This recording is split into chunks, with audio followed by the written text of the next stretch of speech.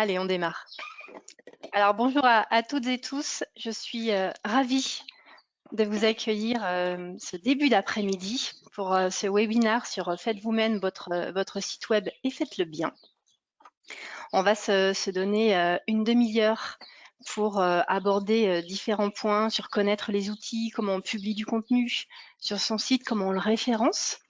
Avant tout, par rapport à ces webinaires, ce que je voulais vous dire, c'est que chaque semaine, la CCI Haute-Savoie, on vous donne rendez-vous pour un programme de webinaires qui sont conçus, qui sont sélectionnés pour vous, dirigeants d'entreprise, salariés, managers. L'objectif, c'est de vous accompagner dans cette situation de crise et dans le maintien de votre activité en vous proposant des thématiques utiles dès à présent, des solutions concrètes pour faire face à vos besoins, un expert sur le sujet. Donc là, ce sera Geoffrey, que je vous présenterai juste après.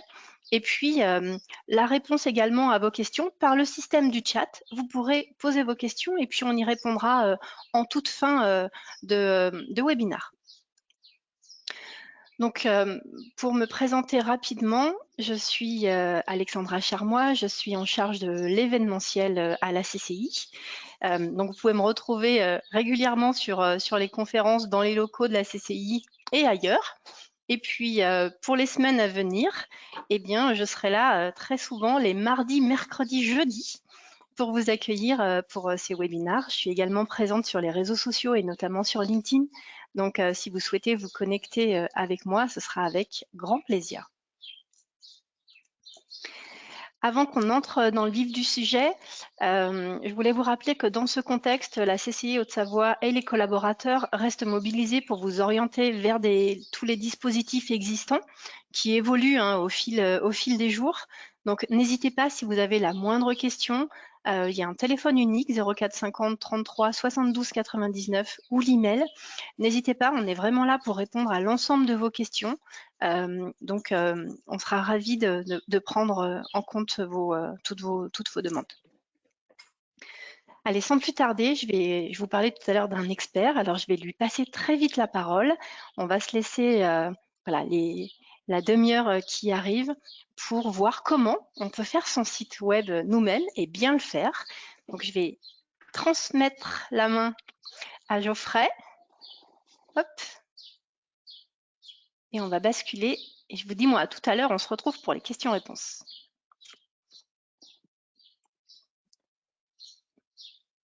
Eh ben, c'est parti. Donc, je vais me présenter effectivement. Geoffrey Leroy, je suis responsable web et fondateur de l'agence Canephora. L'agence Canephora, qui est, c'est 3 personnes pour l'instant qui accompagnent les entreprises à reprendre en main leur communication sur le web. Donc, on met en place les outils, création de sites web, réseaux sociaux, référencement naturel, publicité sur Internet, par exemple. Et on a aussi une grosse partie formation et accompagnement pour que vous puissiez prendre en main toute ou une partie de votre com. Donc, la gestion du site Internet, par exemple, la gestion des réseaux sociaux, la rédaction web, etc. Et nous, on vous accompagne à faire en sorte que ça soit le plus professionnel possible avec le temps. Et vous bénéficierez alors d'une formation, d'une communication plus authentique, plus intéressante. Déjà, ça va m'intéresser, donc c'est vrai que je ne vais pas pouvoir voir, je vois pas vos commentaires tout de suite, mais en tout cas, ça peut m'intéresser si vous pouvez me dire en commentaire, et Alexandra me repassera toutes vos informations après.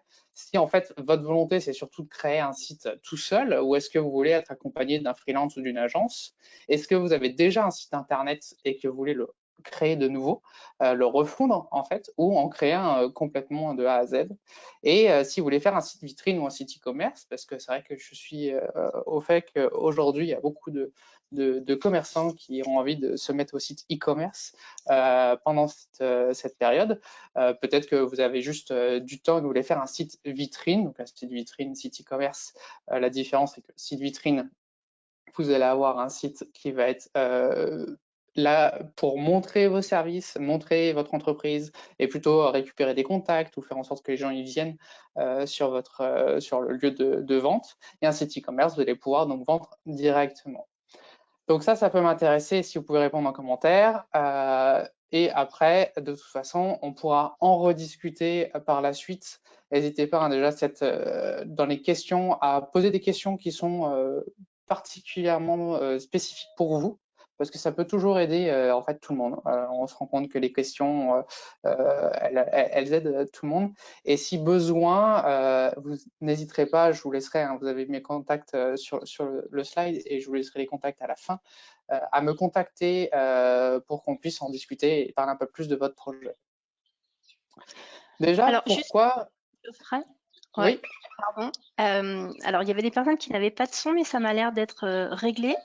Donc, pour les retours, c'est refondre un ancien site internet plutôt sur du référencement naturel pour la reprise d'une entreprise. Comment on peut refondre son site et le référencement également naturel. Voilà. Globalement, les retours. Intérêt pour la création d'un site. Donc voilà, quelqu'un qui repart de créer son propre site, un site vitrine, etc.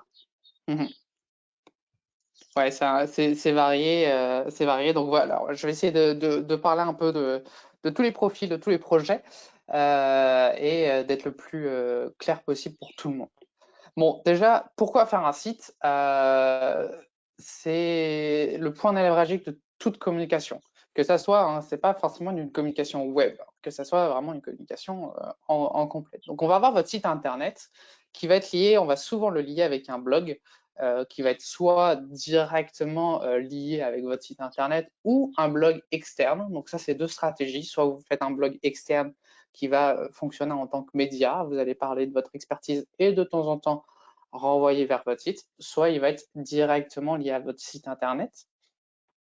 Ce site et ce blog, on va appliquer de l'optimisation référencement naturel. Donc SEO, c'est l'optimisation référencement naturel, faire en sorte que vous soyez bien placé sur Google et on va le travailler pour que votre site internet, vos services soient bien référencés sur Google et aussi vos articles de blog soient bien référencés.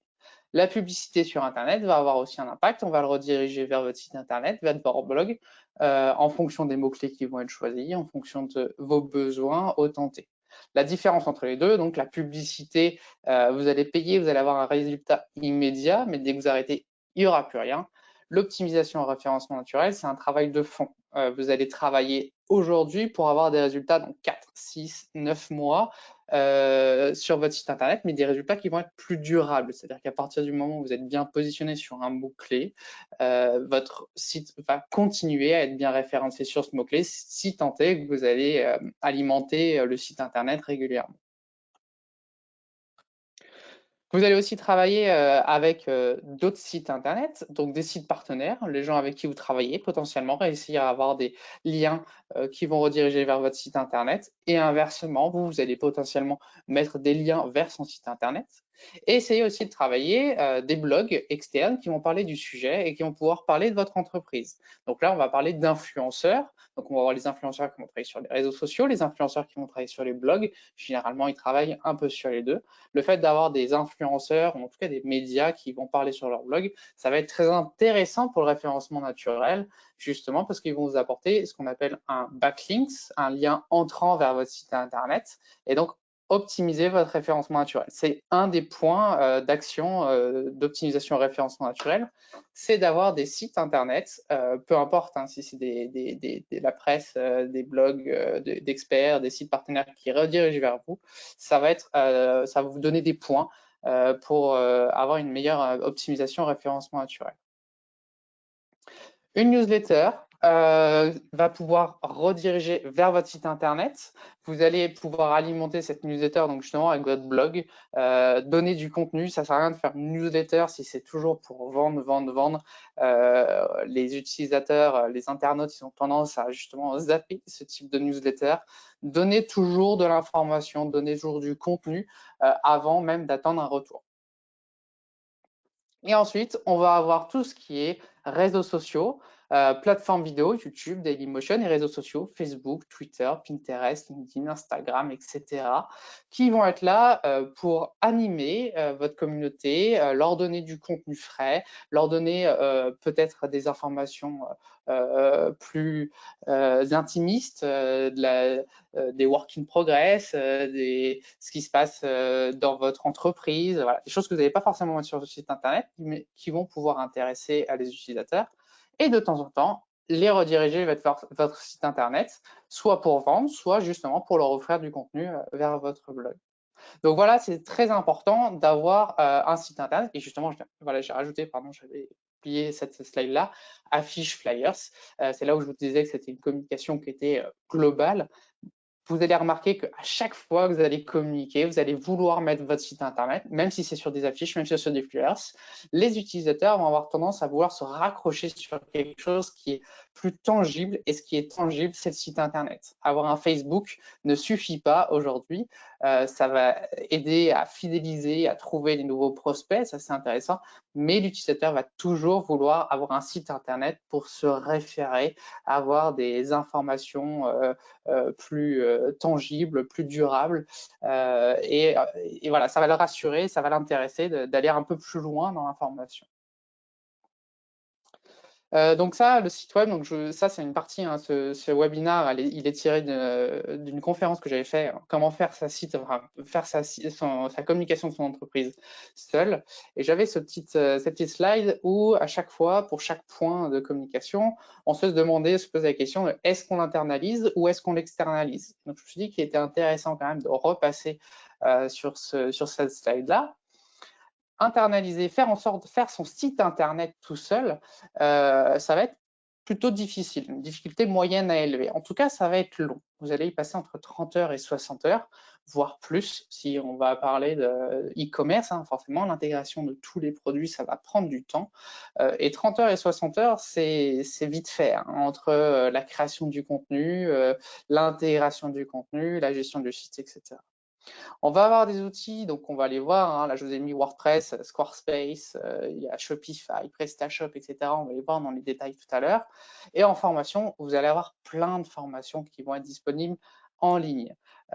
Soit donc pour vous former tout seul, vous allez pouvoir bidouiller, il y a des communautés sur quasiment tous les outils, vous allez pouvoir vous débrouiller avec ce qui se passe sur la toile. Et il y a pas mal de formations en physique qui vont vous permettre d'avoir des sites internet bien faits, en tout cas bien réfléchis, sur peu de temps. Et est-ce qu'on l'externalise? L'externaliser, on va plutôt préférer le faire en agence. Il y a des freelances qui le font et qui le font très bien. La problématique des freelances, c'est qu'ils vont avoir tendance à s'occuper soit que du web design, soit que du développement, et donc pas avoir une vision d'ensemble du web. C'est pas vrai avec tous les freelances, attention, mais en tout cas, on va plutôt se référer à des agences qui vont avoir plusieurs points d'ancrage, quelqu'un qui va s'occuper de la création du site web, quelqu'un qui va s'occuper du référencement naturel, de la rédaction web, du community management, et donc ils vont pouvoir associer leurs compétences pour pouvoir faire un site internet qui va être cohérent. Le coût entre 2 000 et 20 000 euros, voire plus, peut-être moins, ça dépend de vraiment de ce qu'il y a sur votre site internet, du nombre de pages, si vous avez un site e-commerce ou pas, des modules que vous allez pouvoir intégrer, est-ce que c'est vraiment un site très compliqué ou si c'est juste des pages de contenu. Donc voilà. La qualité, forcément, si vous allez passer par une agence, ça sera forcément mieux, mais c'est pas pour ça qu'on va forcément passer par une agence. Et il y a quand même du temps qui va vous être demandé déjà pour la rédaction d'un cahier des charges, savoir ce que vous avez vraiment besoin comme site internet, la rédaction du contenu, toutes les pages, vous allez devoir les rédiger selon les besoins, en tout cas vos besoins et les besoins du site internet. Les visuels, création de visuels, création de photos, aller récupérer des visuels sur internet, et il va y avoir de nombreux allers-retours. Donc effectivement, il y a quand même du temps qui va vous être demandé pour faire un site web avec une agence. Maintenant, je vais faire en deux parties. Une première partie site web vitrine et je vais vous proposer des outils. Et après, on verra un site web e-commerce et je vais vous proposer là aussi des outils. Site web vitrine pour avoir une présence en ligne. Un site web vitrine, on vraiment le différencie du site e-commerce uniquement parce qu'on ne vend pas directement, on n'a pas de possibilité d'achat direct sur le site internet. Par contre, l'objectif, c'est quand même de vendre. Quand on vend un service, aujourd'hui, moi j'ai un site internet, je vends mes services en communication. Forcément, je n'ai pas de site e-commerce, vous ne pouvez pas acheter mes services depuis le site e-commerce, mais le but du jeu, c'est quand même que vous me contactiez par téléphone, que vous remplissiez le formulaire, ou en tout cas que vous appreniez un peu plus sur mon sujet. Donc le site web vitrine a quand même un besoin de vendre derrière, mais qui ne va pas être immédiat. Wix. Wix, on connaît, beaucoup de gens connaissent Wix, c'est le premier site internet auquel on pense si on veut faire un site tout seul. Ça, c'est le site internet de Wix. Bon, là, voilà, et on a la possibilité via un système de blocs de pouvoir créer son contenu, que ça soit voilà en ordinateur ou sur mobile, sans avoir à coder. Et donc Wix, c'est l'un des premiers acteurs, en tout cas, à avoir bien fait leur travail, et ils ont permis de faciliter la création de sites internet avec un design qui était joli. C'est-à-dire qu'il y avait déjà plein de logiciels qui permettaient de faire des sites internet, mais le design était toujours vraiment pas terrible. On pouvait mettre des blocs, du texte, des images, etc. Mais c'était assez compliqué de faire quelque chose de joli. Et oui, ils ont réussi ça. Par contre, il avait surtout de grosses lacunes en référencement naturel. Il en a encore. Ils ont vraiment travaillé un maximum sur ces problématiques-là qu'ils avaient en référencement naturel. Le code qui était très lourd, il n'était pas possible de modifier certaines balises. Voilà, tout ça, ça a été modifié, mais le code reste lourd. Il y a des problématiques d'hébergeurs, vu qu'il c'est à l'étranger. Voilà, l'hébergeur, c'est pas exceptionnel. Donc voilà, Wix en termes de référencement naturel, même s'ils ont fait beaucoup d'efforts, même s'ils sont améliorés, c'est pas la meilleure solution. Je vais vous en proposer d'autres qui sont équivalentes à Wix et qui vont être peut-être un peu plus appréciables. Wix et tous ces logiciels de création de sites que vous allez pouvoir trouver en ligne, vous allez être très limité en termes de fonctionnalité. Il y a toujours un moment donné, donc effectivement, c'est pour mettre 3-4 pages de contenu, c'est pas un souci, mais dès que vous allez vouloir avoir des fonctionnalités un peu plus poussées, avoir un module de devis, avoir un module de recherche, une map, etc., vous allez toujours être limité et vous dire mince, le site ne fait pas ce que j'aimerais qu'il fasse. Et ça va être le cas avec voilà, tous les créateurs de sites internet. Il est payant, il faut compter environ 110 € par an pour le forfait minimum sans publicité, donc il y a un forfait un peu plus bas, un peu moins cher, mais où il y a de la publicité pour Wix. Donc autant passer quand même sur le forfait minimum sans pub. Je vais essayer de vous donner un peu les tarifs qu'on peut avoir sur la création des sites par vous-même. Squarespace. Donc Squarespace, c'est une alternative à Wix qui va être très intéressante. C'est-à-dire qu'on va être sur le même format que Wix, où on va avoir la gestion facilitée de création de sites internet avec des blocs que vous allez pouvoir modifier, blocs de texte, blocs d'images que vous allez pouvoir changer facilement avec une administration simplifiée. Alors j'essaye de voir, ce serait bien mal qu'on voit l'administration, mais bon, c'est pas très grave si on peut pas le voir. Au niveau du design, vous allez avoir pas mal de choix de templates. Voilà, si vous voulez faire un site de façon très simple, qui va être un peu comme Wix, préférez Squarespace. Ça va être la même fonctionnalité, les mêmes fonctionnalités, globalement pareil, mais beaucoup plus qualitatif, surtout en termes de SEO. Donc voilà, une excellente alternative à Wix sans les désagréments de référencement naturel. Vous serez là aussi limité en termes de fonctionnalité. Vous ne pourrez pas tout faire avec Squarespace de la même façon que vous ne pourrez pas tout faire avec Wix. Il est payant, il faut compter 132 € par an pour le forfait minimum. Webflow, je pense que peu d'entre vous ont déjà entendu parler de Webflow.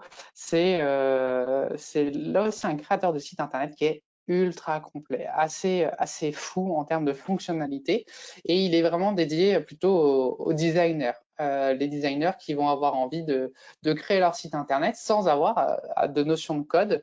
Pareil, j'aimerais bien avoir des informations, mais vous allez retrouver un peu cette interface-là où vous allez pouvoir, comme si vous étiez sur Photoshop ou InDesign, Illustrator, et vous allez pouvoir modifier votre site internet comme si vous faisiez en fait votre web design. Donc ça, c'est très intéressant pour les designers, ceux qui ont déjà des notions de graphisme, ils vont pouvoir utiliser Webflow.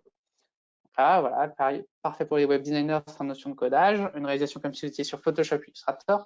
Par contre, il est très complexe à prendre en main. C'est pas aussi simple que Wix ou Squarespace. Il y a vraiment de l'apprentissage à avoir. Et il existe quand même des formations en anglais pour vous aider, pour comprendre comment fonctionne Webflow. Le code, il sera très léger par rapport à du Squarespace, du Wix, etc. Ils ont vraiment travaillé ça, c'est-à-dire que vous n'aurez pas besoin de coder, vous allez avoir à designer. Par contre, le code qui va sortir, le code qui va être visible par les navigateurs va être très léger. Et ça, c'est bon pour le référencement naturel, c'est bon pour la rapidité de votre site internet. Il va être payant, environ 132 € par an pour le forfait minimum. Et vous aurez la possibilité aussi d'exporter votre code pour l'héberger ailleurs. Donc, il faut avoir un peu de notions d'intégration, d'installation, pareil, qui seront aidés. Il y a des formations en anglais pour vous aider à faire tout ça. Mais voilà, ça existe en tout cas. Vous pourrez sortir le code et l'héberger ailleurs, donc pour des coûts un peu moins. WordPress. Alors WordPress, vous l'avez beaucoup entendu parler. Vous savez déjà à peu près ce que c'est normalement. Pourquoi? Parce que c'est le leader du marché sur la création du site internet. On va avoir des dizaines de sites, des millions de sites qui sont sur WordPress et des très gros sites. Je pense au Times par exemple, qui va être sur WordPress. Là, on voit le Rolling Stones qui est sur WordPress. Donc des très grands sites qui utilisent WordPress. Pourquoi? Parce qu'en fait, il a une interface très intuitive, très complète, et on va pouvoir faire un peu ce qu'on veut avec WordPress. Alors, quand on parle de WordPress, je parle bien de wordpress.org et pas wordpress.com. Vous avez la possibilité de faire des sites internet via wordpress.com qui seront hébergés directement, mais les fonctionnalités, elles seront très limitées, un peu comme Wix, Squarespace, etc. Donc, quand on parle de WordPress, on parle du fichier que vous allez télécharger et réinstaller sur un hébergeur.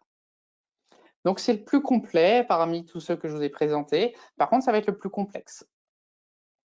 On va être obligé d'y ajouter un thème pour le rendre intéressant, parce que sinon, sans ça, les thèmes de base, ils sont très, très basiques. Donc, on va ajouter un thème. Les thèmes, c'est des designs, des web designs du site internet qui vont permettre de créer le web design de votre site internet et de le rendre un peu plus attrayant. Il existe un très, très, très grand nombre de thèmes. Donc, au niveau du design, vous ne serez jamais limité. Et de plugins. Donc, WordPress fonctionne en mode plugin. Vous ajoutez des modules petit à petit en fonction des fonctionnalités que vous avez besoin. Vous avez besoin d'avoir un formulaire. Vous ajoutez un plugin de formulaire. Vous avez besoin d'avoir une réservation de table pour votre restaurant. Vous ajoutez un plugin de réservation de table. L'installation est plutôt complexe. Par contre, elle est généralement proposée en un clic avec la plupart des hébergeurs. Vous commencez par exemple, vous prenez un hébergement chez OVH et vous allez avoir une installation en un clic de WordPress. Donc déjà, vous allez avoir toute cette installation complexe qui va être limitée puisque vous l'utilisez via l'hébergeur OVH ou autre. Les mises à jour, elles vont être obligatoires pour éviter les failles de sécurité. WordPress est très, très, très utilisé et donc on va avoir tendance à avoir des gens qui vont vouloir trouver les failles de sécurité pour hacker. C'est assez rare, mais ça existe, surtout sur les plugins qu'on n'a pas l'habitude d'utiliser, qui ne sont pas mis à jour régulièrement, qui sont peut-être faits par des développeurs en solitaire. Mais voilà, en tout cas, à partir du moment où vous mettez à jour votre thème, votre WordPress et vos plugins, il n'y aura pas de souci. Il risque d'y avoir des conflits quand vous faites des mises à jour entre les plugins et donc de faire sauter votre site. Donc, il faudra bien faire des sauvegardes de votre site à chaque mise à jour. C'est juste la petite contrainte, faire une sauvegarde, mettre à jour et si ça bug, repasser en arrière. C'est gratuit en tant que tel. Par contre, il faut compter forcément l'hébergement. Hein, c'est là où les autres services étaient payants avec un hébergement inclus. Là, il faut donc forcément ajouter un hébergement. Il faut compter à peu près 60 € par an d'hébergement chez OVH. Il va y avoir une très grande communauté pour trouver de l'aide. Demain, vous faites votre site WordPress, vous installez votre thème, vous commencez à bidouiller, vous avez une question, vous pouvez aller sur des sites, soit le site du thème, soit le WordPress, soit les sites français d'aide à WordPress, et vous aurez toujours quelqu'un pour vous aider et pour vous débloquer. Même sur les problématiques très graves, vous arrivez, vous n'avez plus accès à votre administration, vous aurez toujours quelqu'un pour vous aider et débugger cette problématique-là. De la même façon, il va y avoir un très grand nombre de prestataires, d'agences, de freelance qui vont travailler avec WordPress. Donc là, si vous ne trouvez pas votre aide avec la communauté, ou en tout cas si vous n'avez pas envie de vous en occuper tout seul, vous trouverez toujours quelqu'un pour vous aider à débugger votre site, à rajouter une fonctionnalité ou à prendre en main. Je pense aux webmarketeurs qui vont peut-être avoir rédigé du contenu. La plupart des rédacteurs de webmarketeurs ont déjà connaissance de WordPress et savent travailler dessus. Quelques astuces, je vous parlais de thèmes. N'hésitez pas à acheter un thème premium sur thème Forest et d'aller dans les meilleures ventes. Et vous en aurez pour entre 40 et 80 €. Et vous allez avoir des thèmes qui vont être très complets, très graphiques, très fonctionnels. Je vous dis pourquoi les meilleures ventes, parce que justement, c'est celle qui fonctionne le mieux. C'est fait par des agences complètes de développeurs qui vont travailler régulièrement dessus, les mettre à jour, rajouter des fonctionnalités, etc. Et après, quand vous allez avoir installé le thème, vous allez pouvoir installer ce qu'on appelle un demi-content, un contenu de démo. Donc, c'est ce que vous voyez quand vous allez visiter, par exemple, quand vous allez aller sur Theme Forest, je vais vous montrer. On va prendre le premier Avada ici. Et on va avoir un petit bouton de preview qui va vous montrer quelle tête va avoir votre site internet quand vous allez l'installer. Et donc, on va essayer de trouver des exemples.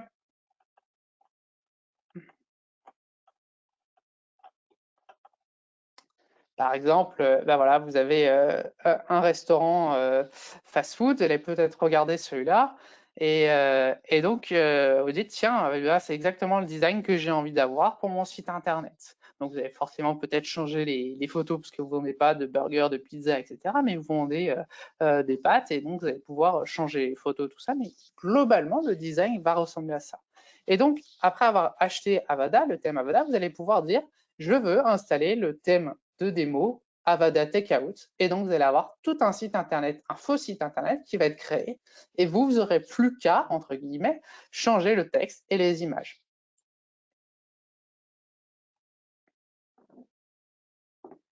Maintenant, on va passer au site web e-commerce.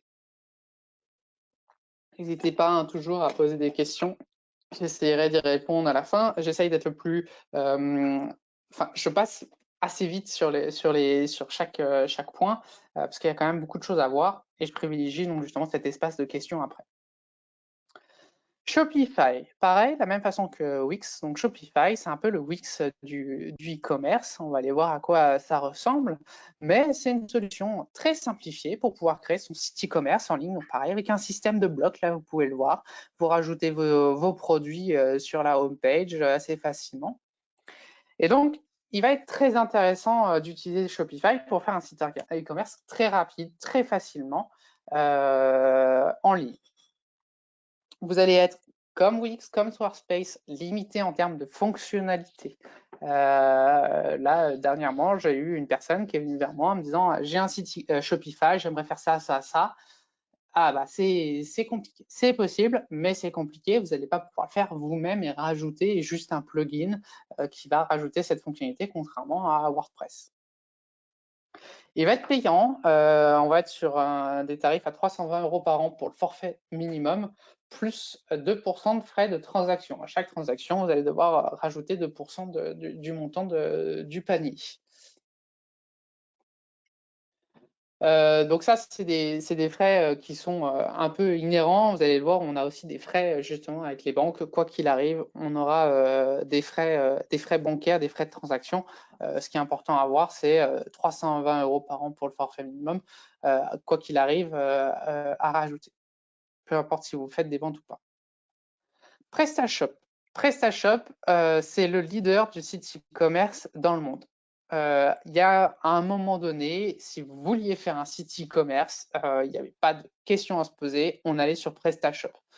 C'est un très très bon site. Par contre, il va être complexe d'installation et de paramétrage, de la même façon que WordPress. On va avoir certaines fois des installations en un clic du PrestaShop. Par contre, le paramétrage, beaucoup de choses à paramétrer derrière. Il va être excellent dans la gestion des produits, la gestion des stocks, la gestion des clients. C'est un outil qui est vraiment réfléchi pour faire de la vente en ligne. Donc, il n'y a normalement pas à hésiter. Il y a de nombreux thèmes qui existent. Généralement, le design, on va le trouver un peu limitant. On va toujours avoir les mêmes blocs aux mêmes endroits. Mais voilà, il y a des thèmes qui existent qui peuvent pousser un peu les murs. Mais par exemple, si vous voulez un blog, c'est assez complexe de rajouter juste un blog. Il faut le lier avec un WordPress, etc. C'est assez compliqué. Et il est gratuit, mais presque tous les plugins sont aujourd'hui payants. Il faut compter un minimum de 80 €. Pareil, on a eu le cas avec un client qui avait un site sous PrestaShop, on lui a fait des modifications, et à chaque fois qu'il nous demandait un module, il fallait débourser 100, 120 € à chaque module qu'on achetait. Et ça, c'est assez frustrant de devoir en fait payer. On a l'impression que c'est dans les jeux vidéo, on a des jeux qui sont gratuits, mais on doit toujours acheter. Et là, c'est un peu le principe de PrestaShop. Il faut aussi compter 60 € par an d'hébergement chez OVH, minimum. Hein. Si vous avez une très très grosse boutique, on va passer sur des hébergements un peu plus qualitatifs. Et la grosse problématique aujourd'hui de PrestaShop, c'est qu'ils ont des mises à jour très très complexes à gérer. Faire une mise à jour, c'est pas aussi simple que sur WordPress. On va des fois avoir des transferts à faire de produits, des bugs si on fait des mises à jour, etc. Et c'est là où le bas blesse. C'est-à-dire que si demain vous installez PrestaShop, vous allez avoir la dernière version, mais il y a très peu de chances que vous puissiez la mettre à jour. Donc, c'est pas très grave, hein, les premières années, il n'y aura pas de souci, mais avec le temps, il va y avoir des failles, des problématiques, des bugs qui vont arriver, et le seul moyen de les résoudre, c'est de faire une mise à jour. Et ces mises à jour, voilà, c'est très complexe à gérer, et souvent, il faut les externaliser. Là, on avait eu des devis pour faire passer, donc faire une grosse mise à jour de 1.6 vers 1.7. Et on avait des devis à 1200, 1500, 2500 € juste pour faire la mise à jour. Donc, c'est quand même une grosse problématique avec PrestaShop. WooCommerce, alors WooCommerce, c'est pas un outil en tant que tel, c'est un plugin qu'on va rajouter à WordPress. Donc, c'est un plugin qui va intégrer la fonction e-commerce à WordPress. Et ça, c'est intéressant parce qu'en fait, aujourd'hui, il est très, très complet, très bien fait. Et donc, justement, il va rivaliser, voire dépasser le leader du marché PrestaShop. En mettant un WordPress avec un WooCommerce, vous allez avoir un site qui va être ultra qualitatif, ultra complet. Et là, vous allez avoir tous les avantages de WordPress. Donc, tous les plugins que vous allez pouvoir ajouter, que vous n'aurez pas, par exemple, avec PrestaShop. En tout cas, il faudra payer pour les avoir. Donc, il permet d'avoir un site WordPress très complet avec une fonction e-commerce, c'est ce que je viens de vous expliquer.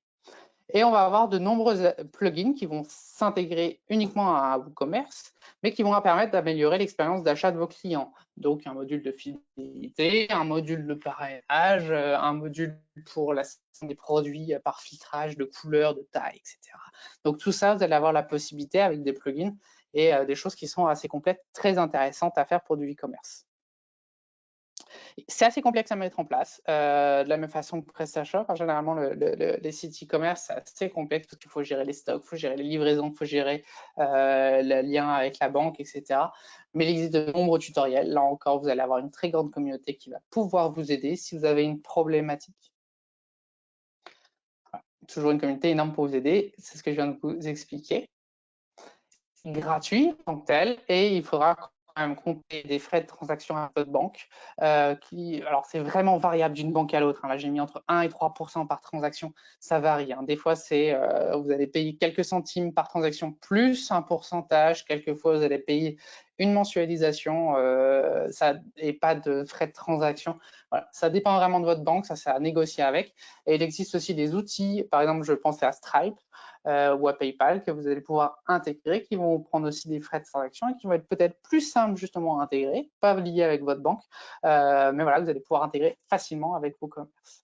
Donc tout ça, si vous avez vraiment besoin, si vous avez des questions, vous n'hésiterez pas à me les poser soit en question, mais surtout à m'appeler ou à m'envoyer un mail pour qu'on puisse en discuter, que je puisse vous aider.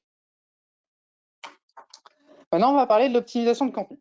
Admettons, vous avez trouvé votre site internet, vous avez choisi votre outil, il va falloir créer du contenu. Et ça, la création de contenu, c'est une obligation pour pouvoir être bien référencé. Si vous avez une règle à avoir, c'est optimiser votre contenu, enfin, créer du contenu, créer du texte, créer des pages de service, créer des articles de blog pour avoir un intérêt pour être référencé sur un maximum de mots-clés. Donc, quelques points clés que vous allez pouvoir optimiser. Il va falloir penser à optimiser l'URL en intégrant des mots-clés dedans, des mots-clés que vous allez séparer par des tirets. Vous allez supprimer ce qu'on appelle les mots vides de A, etc. Je vais essayer de vous montrer un exemple comme ça, ça va être clair. Là, si on va sur PrestaShop, pardon, c'était un mauvais exemple. Si je vous fais ça, ici, vous allez avoir c'est un mauvais exemple aussi, je suis désolé. Je vais essayer de vous trouver. Voilà, on a une URL qui est un peu plus logique. On va le nom de domaine ici, prestashop.com. Et puis après, l'URL, c'est expert/agence-web/évolutive-groupe. Donc ça, c'est votre URL. Et ça, vous allez pouvoir le modifier et rajouter des mots-clés dedans qui vont être intéressants pour votre secteur d'activité. On va choisir une bonne extension de domaine, donc .fr, .com, .org. Globalement, le .com, si vous ne le savez pas, .com, c'est pour commercial. Donc, si vous ne vendez pas, généralement, on ne veut pas utiliser le .com. On a tendance à penser que c'est pour une extension internationale, mais pas forcément. On va plutôt utiliser .net pour l'international. Bon, c'est pas très grave, on a ça en tête, donc si vous avez un .com alors que vous ne faites pas de commercial, ce n'est pas très grave. Le .fr est très bien si vous vendez en France, aux Français, ou en tout cas fait du Made in France. Vous allez plutôt privilégier le .fr. Ça rassure l'utilisateur d'avoir un .fr, en tout cas si c'est un utilisateur français. Et on va toujours mettre son site en ce qu'on appelle en HTTPS, donc avec une sécurité SSL. Donc ça, c'est une demande de Google de le mettre en place. Ça faut voir avec votre hébergeur, etc. Vous allez peut-être avoir des plugins qui vont vous aider. La plupart des services vous le proposent automatiquement. La meta title, donc c'est ce qui va apparaître dans Google et que vous allez pouvoir intégrer dans la plupart de vos sites internet. Il va falloir intégrer des mots-clés, faire en sorte que votre title soit unique pour chaque page et on va le limiter, on va être obligé de le limiter à 70 caractères max, sinon ça ne s'affiche pas dans Google. La métadescription, elle est en tant que telle inutile pour le SEO, le référencement naturel. Par contre, elle va être très utile pour le taux de clic. Donc, le but du jeu, c'est de décrire la page sur laquelle on va arriver le plus précisément possible pour que les gens ils comprennent ce qu'il y a dedans et cliquent sur le lien et viennent visiter votre site internet. On va essayer de mettre des appels à l'action. Découvrez, venez, achetez pour engager l'utilisateur à cliquer. Et donc là, on va être limité de la même façon que pour le meta title à 160 caractères maximum. On va optimiser son contenu aussi quand on va créer notre page, créer notre texte. On va mettre un seul titre 1. Le titre principal de votre page, il va avoir une valeur H1, donc ça c'est la balise qui est derrière, on va l'appeler aussi titre 1. Il faut qu'il n'y en ait qu'un seul par page. Donc forcément, il va y en avoir plusieurs dans le site internet, mais un seul par page. Ensuite, vous allez avoir des titres H2, H3, H4, H5, H6, donc titre 2, titre 3, titre 4. Et là, vous allez pouvoir en mettre autant que vous voulez. Par contre, on va les mettre de façon réfléchie, ordonnée, un peu comme si vous faisiez une rédaction à l'école. On va d'abord faire un titre de grande partie, ça va être un H2, puis après des titres de sous-partie, ça va être des H3. Donc généralement, on va utiliser que des H2, des H3, voire des H4. On va rarement aller plus loin, sauf si vraiment vous avez besoin de faire des sous-sous-parties, sous-sous-sous-parties.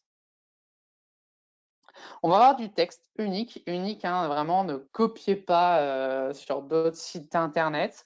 Et ça, c'est très important parce que sinon, vous risquez d'être pénalisé par Google. Donc, il faut que ça soit du texte unique. On va dire que c'est 300 mots minimum. Si vous ne faites pas ces 300 mots, on va avoir tendance à penser que c'est... Enfin, Google va avoir tendance à penser que ce n'est pas une page intéressante, page de qualité. Donc pour des pages de contact, ce n'est pas très grave. Mais par contre, sur une page de service, là, on va faire un minimum de 300 mots. On va recommander 500 mots. Google aime bien, à partir du moment où c'est 500 mots, il estime que c'est une page de qualité. Donc on va essayer de tabler vraiment sur un minimum de 500 mots, surtout sur vos pages de service, sur vos pages principales, vos pages importantes, vos pages de produits.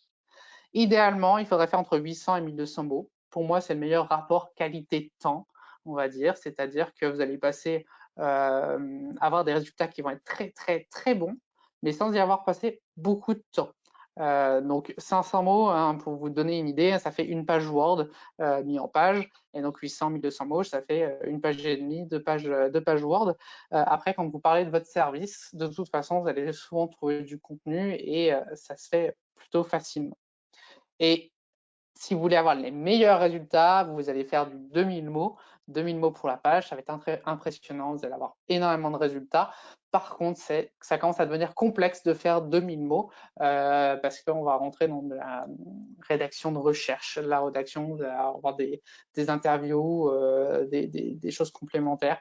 Voilà, c'est quand même assez compliqué d'aller tabler sur de 2000 mots. Donc voilà, moi je vais toujours vous dire 500 mots minimum et essayer d'aller viser les 800 mots et plus. On va mettre des images. Les images sont bien pour aider à la lecture, faire en sorte que les gens ils continuent de lire, etc. Potentiellement se faire référencer sur certaines images. Et on va y insérer ce qu'on appelle une balise alternative, une balise alt, qui va permettre en fait la lecture pour les personnes malvoyantes des images. C'est-à-dire qu'elles vont mal voir l'image, elles vont passer leur souris et ils vont avoir un logiciel qui va lire la balise alt. Donc cette balise alt, elle sert d'abord à décrire l'image. Si vous avez une image avec des gens qui font du vélo, et ben mettez image de personnes qui font du vélo. Essayez pas de mettre des mots-clés, essayez d'en mettre, mais en gros, l'idée de base, c'est d'abord d'écrire votre image. Et enfin, le maillage interne, faire en sorte que des liens, vous continuez à faire faire visiter les gens de votre site internet via des liens, soit en bouton, soit en lien, pour qu'ils aillent voir l'autre service que vous proposez, qu'ils aillent dans le contact, qu'ils aillent demander un devis, qu'ils aillent sur le blog, etc. N'hésitez pas à mettre un maximum de boutons d'appel à l'action, d'appel de contact sur toute votre page. Globalement, vous allez avoir un service, vous allez faire premier avantage et vous allez dire c'est bon, vous êtes convaincu, et venez acheter ou contactez-nous. Puis après, vous allez parler d'un autre avantage, un autre bloc. Et là, pareil, vous allez mettre c'est bon, on vous a convaincu, un bouton d'achat, un bouton de contact. Pourquoi on va faire ça? Parce que les gens ils vont avoir tendance à survoler. Et donc, on va toujours les aider à naviguer sur votre site internet, à continuer votre navigation et à obtenir votre objectif, enfin, aller vers votre objectif qui est donc justement de vous contacter ou d'acheter. Quelques chiffres, donc c'est la dernière partie, quelques chiffres magiques qui vont vous aider pour faire un site internet le plus top possible. Déjà, une page, un besoin, un message, une action, un mot-clé. Si jamais vous avez, admettons, 3 services, il vous faut 3 pages parce que c'est 3 pages qui vont parler de choses différentes. Donc, c'est peut-être avoir une page qui va dire, voilà, aujourd'hui, nous sommes telle entreprise, nous avons 3 services qui sont ici, ici, ici.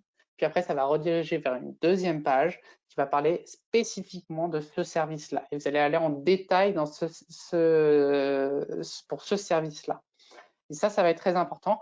et pour le référencement naturel, et pour la logique de navigation, et pour vos logiques de conversion, etc. Donc voilà, une page, un besoin, un message, une action, un mot-clé.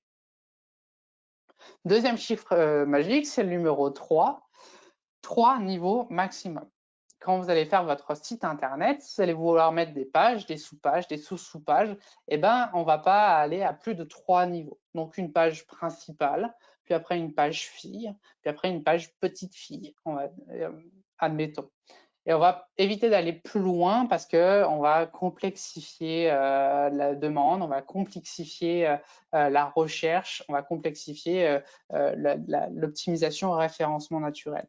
Donc forcément, il y a vous allez être obligé souvent d'aller à plus de niveaux, par exemple pour du site e-commerce, puisqu'on va avoir des catégorisations un peu plus complexes. Les gros sites e-commerce, Cdiscount, Amazon, etc., ils ont plus que 3 niveaux, parce qu'il faut d'abord catégoriser. Est-ce que vous êtes une maison? Dans la maison, est-ce que vous voulez de la déco? Et en déco, est-ce que vous voulez des cadres, etc. Et donc, vous allez avoir plus de niveaux, mais en tout cas, on va essayer de se limiter à 3 niveaux maximum. Dernier chiffre magique que je vais pouvoir vous donner, le chiffre 8, c'est 8 onglets maximum dans votre menu. Le menu, vous allez préférer donc justement faire des sous-menus. Dans votre menu principal qu'on va voir qui va être en haut de votre page, on va essayer de se limiter à 8 onglets. 8 onglets qui vont permettre déjà pour l'œil de respirer. Si vous en avez plus, il va avoir du mal à voir où est-ce qu'il doit cliquer. Et vous allez vraiment choisir en fait les onglets les plus importants. Je vous reparle par exemple des services. Vous avez 3 services. Vous avez une page historique, une page qui sommes-nous, une page nos valeurs. Et bien peut-être qu'il va falloir en gros une page qui sommes-nous. Vous allez présenter l'entreprise et dedans avoir des sous-pages. Et puis après mettre vos 3 services dans le menu parce que c'est ça qui va être le plus important. En fait, ce menu va servir pareil à aller aider l'utilisateur à atteindre vos objectifs. Et donc, il faut limiter le nombre d'onglets principaux que vous allez avoir dans votre menu. Voilà, c'est terminé pour ce petit webinaire. J'espère que j'ai été clair. J'ai eu l'impression d'aller très, très vite. C'était mon premier webinaire pour moi. Généralement, j'ai l'habitude de le faire en direct, faire des conférences. Malheureusement, ce n'est pas possible pour l'instant. J'espère que je vais pouvoir vous en présenter une plus tard. Mais en tout cas, voilà, j'ai essayé d'être le plus clair possible. Et maintenant, je vais attendre vos questions et essayer d'y répondre au plus précisément possible. Alexandra. Alors, j'ai effectivement, merci beaucoup Geoffrey pour cette intervention. Il y a effectivement quelques questions, j'en ai noté quelques-unes au fur et à mesure de ton intervention. La première, c'était sur les liens justement à faire avec des sites partenaires. Comment on choisit les bons partenaires en fait? Est-ce que ce sont des entreprises qui nous ressemblent? Est-ce que ce sont des prestataires? Est-ce que ce sont, voilà, qui peuvent-ils être pour que ça nous fasse plus de visibilité, plus de liens? Alors, peu importe. C'est-à-dire qu'aujourd'hui, par exemple, quand on va chercher à faire des backlinks, des liens entrants, souvent, vous allez avoir la possibilité d'acheter des liens entrants sur des sites un peu qui servent justement uniquement à ça, à faire du contenu qui vont créer des liens entrants. Donc, j'ai envie de dire, peu importe. Le but du jeu, le but premier, c'est pas forcément de faire du trafic. Le but premier, c'est justement d'avoir ces liens entrants qui vont donner en fait du poids à votre site internet, qui vont donner de l'intérêt à votre site internet. Et après, effectivement, l'objectif secondaire, c'est de faire du trafic. Mais en tout cas, effectivement, ces prestataires, ça peut être vos partenaires, les gens avec qui vous travaillez, les prestataires avec qui vous travaillez, d'anciens clients potentiellement, des gens avec qui, je ne sais pas, vous avez un restaurateur et ben vous avez un gîte qui est à côté, ben ça peut être un partenaire. Voilà, c'est vraiment n'importe qui vous connaissez qui va pouvoir parler de votre site internet. D'accord. Pour un site e-commerce de produits alimentaires, de produits de grande consommation, donc la meilleure solution serait PrestaShop, Shopify ou WordPress, plus des modules complémentaires. Et ben là, on va plutôt… Alors déjà, je vais avoir du mal à vous conseiller PrestaShop. C'est-à-dire que soit on va rester sur du Shopify parce que vous allez vouloir le faire vous-même et que ça soit simplifié, soit vous allez passer sur du WordPress avec WooCommerce qui va vous donner quelque chose de très complet, vraiment suffisant. Et si vous allez vraiment avoir un très très gros site internet à faire, là il va falloir passer en agence et faire utiliser un outil qu'on appelle Magento qui va être plus intéressant que du PrestaShop. Donc Ça va dépendre. Ça va dépendre surtout de votre temps, en fait, du temps que vous allez avoir alloué. Est-ce que c'est quelque chose d'urgent? Est-ce qu'il vous le faut pour demain? S'il vous le faut pour demain, allez sur Shopify. Demain, vous pourrez faire votre site internet, avoir quelque chose qui est viable et qui va fonctionner. Surtout, enfin, là, si on parle, si c'est pour faire ça maintenant pendant la crise, allez sur Shopify, vous aurez quelque chose de fonctionnel demain. Par contre, ce genre d'outils, Wix, Squarespace, Shopify, c'est généralement des choses qu'on va pas les garder durablement. C'est-à-dire qu'on va passer à un moment donné vers des solutions un peu plus complètes, comme WordPress, peut-être dans 1 an, 2 ans, quand vous aurez le temps de le refondre ou du budget pour aller avec un prestataire. Mais voilà. Donc pour l'instant, voilà. Si c'est urgent, Shopify. Si vous avez du temps à allouer, WordPress et WooCommerce. Ok, j'avais une question que j'ai perdue, alors je la recherche. Est-ce que quand on est un restaurant, on peut, est-ce que pour le référencement, 500-800 mots, c'est correct? Ah oui, oui, c'est très bien. Si vous arrivez à faire 500-800 mots pour un restaurant, normalement, vous allez pouvoir ressortir par rapport à vos concurrents. La problématique de la restauration, c'est que c'est quand même très concurrentiel. Donc, je ne peux pas vous promettre d'être bien référencé. À partir du moment où vous allez faire 500-800 mots, déjà, vous allez partir avec une longueur d'avance par rapport à d'autres.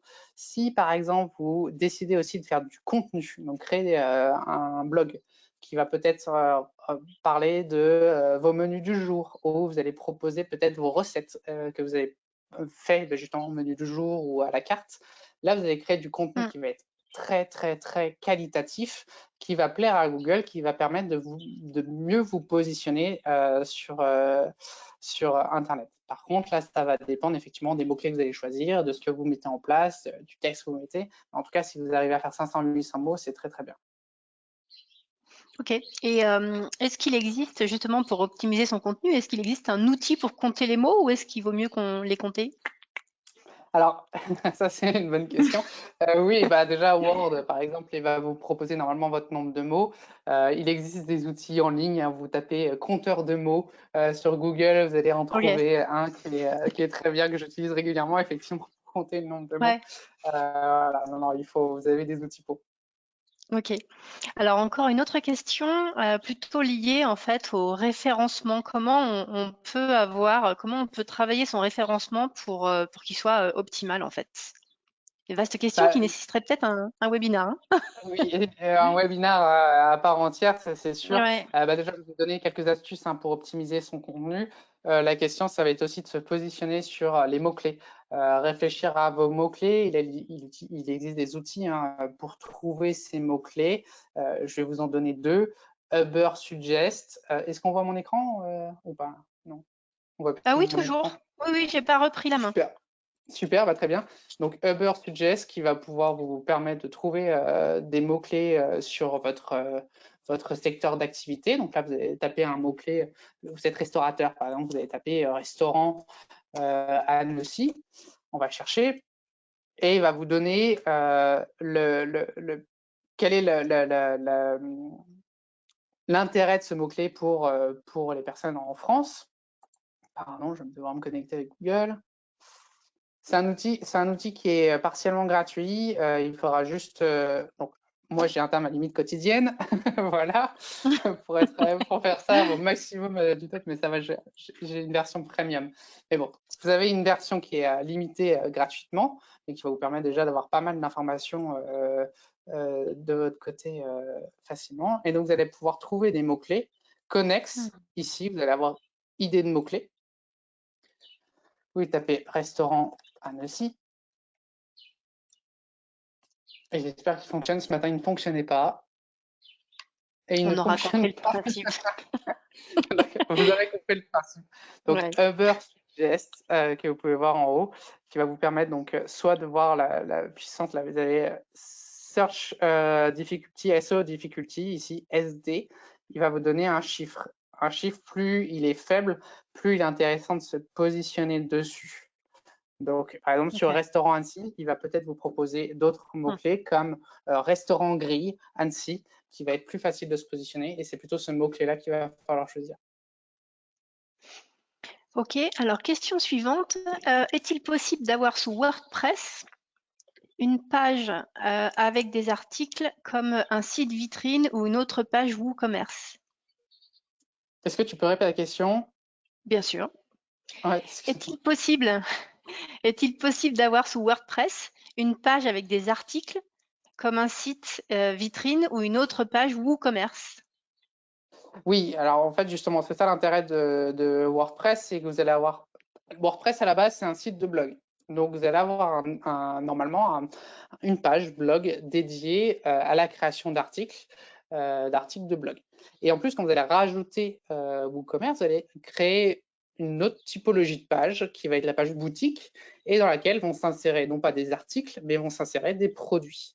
Et donc, vous allez pouvoir dans le même site, avoir et des pages classiques de service, où vous allez avoir que du contenu dedans, et une page boutique avec vos produits et une page blog avec vos articles. Ok, merci. Alors, il y a encore une question sur Etsy, E-T-S-Y. Peut-elle être une solution pour faire du e-commerce?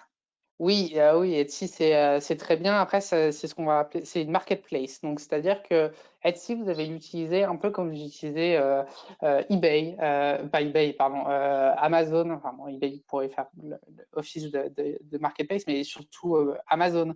Vous allez pouvoir vendre vos produits sur Amazon, mais ils vont prendre des frais de transaction et vous allez être référencé, vous allez être mal référencé en tant qu'entreprise.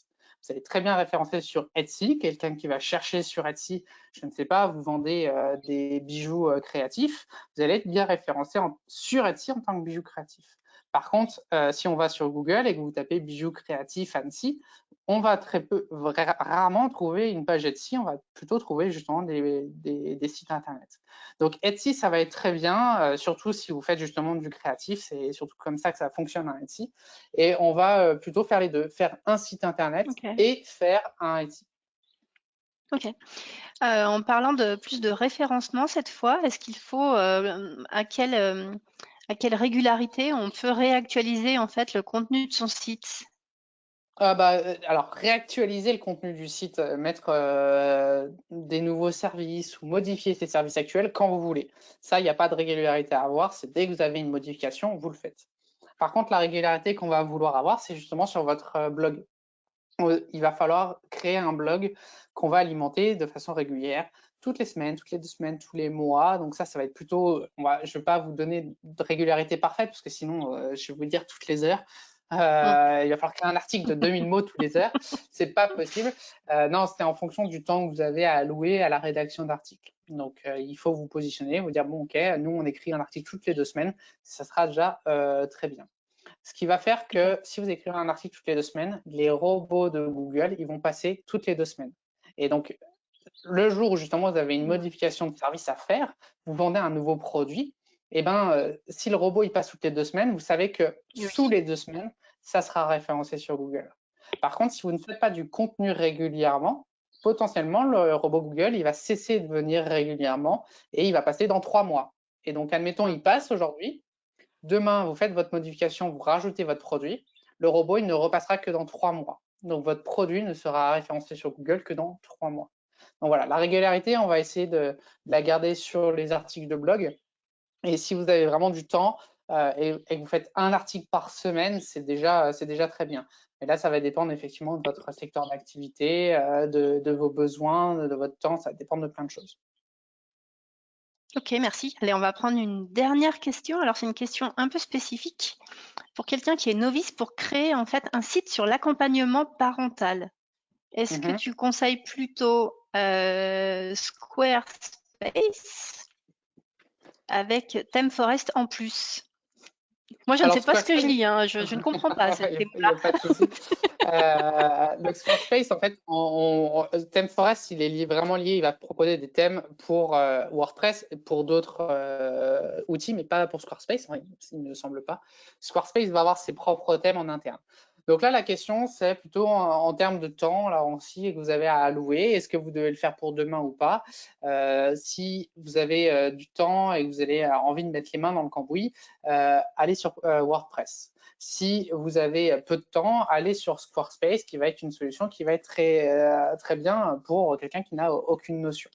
Il y a aussi une autre solution, par exemple, que nous on propose, mais que d'autres prestataires vont pouvoir proposer, c'est justement qu'on vous installe la partie technique de WordPress, les choses un peu compliquées, on vous installe le site internet, on vous installe le thème, on vous fasse une formation, et là vous allez pouvoir récupérer un site qui est déjà tout bien fait, et là vous, votre rôle, ça va être juste d'intégrer le contenu, les images, etc. Donc ça peut être aussi une autre solution. Donc là, il nécessite un peu de budget, hein. Forcément, vous ne pouvez pas tout faire tout seul, mais ça peut être une solution aussi. Ok, merci beaucoup Geoffrey. On va terminer là. Je vais juste reprendre la main. Hop, et l'écran. Voilà, normalement, vous devez revoir mon écran si ça fonctionne bien. Ce que je vous propose, c'était déjà vous donner les prochains webinaires qui vont se dérouler. Donc, on en aura un demain à 11h30, plutôt dédié cette fois-ci au Click and Collect. Et puis, mardi prochain, avec Geoffrey, à nouveau, on abordera le calendrier éditorial et ce sera à 11h. Alors, sur celui du mardi 28, vous ne pouvez pas encore vous inscrire, mais vous pouvez déjà noter la date. Et puis, vous recevrez très vite l'invitation. Je voulais remercier Geoffrey pour cette intervention. Merci beaucoup Merci. pour ce webinaire. C'était vraiment très enrichissant. Merci à vous pour votre fidélité, de revenir régulièrement. Donc, n'hésitez pas, on en aura encore régulièrement des webinaires. J'espère qu'on aura le plaisir de se revoir très vite dans les locaux de la CCI ou ailleurs. Mais en tout cas, d'ici là, prenez bien soin de vous et à très vite. Au revoir. Merci, au revoir.